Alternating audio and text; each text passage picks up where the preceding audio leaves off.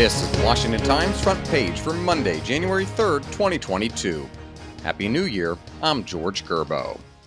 January 6th Committee Chairman Benny Thompson provided a glimpse into the direction of the House investigation into the attack at the U.S. Capitol, saying it involved a coordinated effort by some rioters.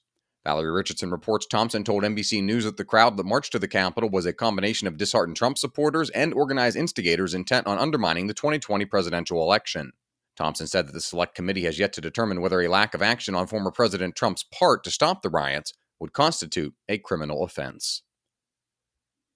Warnings of a major national cyber attack have percolated for decades, but the U.S. has thus far avoided suffering an attack that costs lives and spreads to other realms of society.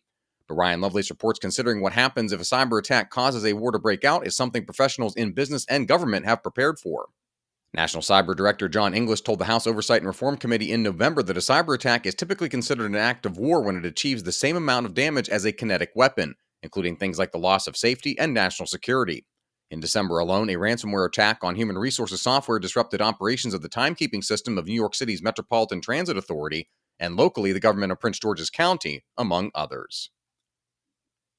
Many of the most daunting national security challenges on President Biden's plate seemed only to grow more urgent during his first year in office.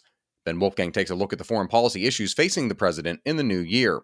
They include the ongoing buildup of Russian troops on the Ukrainian border, tensions with China over the support of Taiwan, ongoing tumult in Afghanistan from the disastrous U.S. withdrawal, and hopes for a new Iranian nuclear deal. The administration highlighted some foreign policy positives, including the role U.S. officials played at a global summit on climate change in 2021 and a recent virtual summit of democracies that the White House created as a way to push back at rising authoritarianism around the world. A reminder that you can find all these stories at WashingtonTimes.com/front page. If you don't have access to the Times yet, you can visit WashingtonTimes.com/George for a special subscription offer. D.C. charter schools desperate to stave off teacher burnout and an anticipated record number of departures from the profession are offering perks such as yoga lessons and spin classes.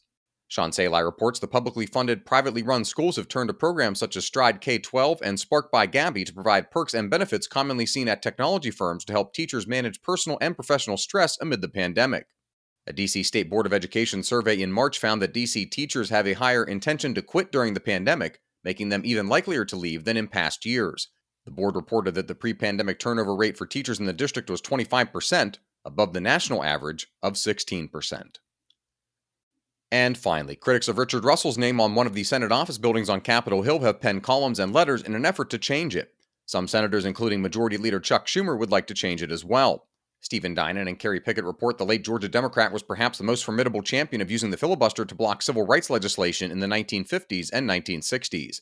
The building that bears Russell's name opened in 1909 as the first office building outside of the Capitol and was renamed for Russell in 1972. As Majority Leader for the last year, Schumer has had the power to force a vote on the issue, but is yet to introduce a resolution to do so. In 2018 and 2019, Schumer vowed to introduce legislation to rename the building after late Arizona Senator John McCain. Find all of today's front page stories at WashingtonTimes.com/front page or on the Washington Times app, and find us on all of your favorite podcast platforms by searching Washington Times in any major podcast app. You can also follow us on Twitter and Instagram at Wash Times for breaking news, sports, commentary, and more. For the Washington Times, I'm George Gerbo.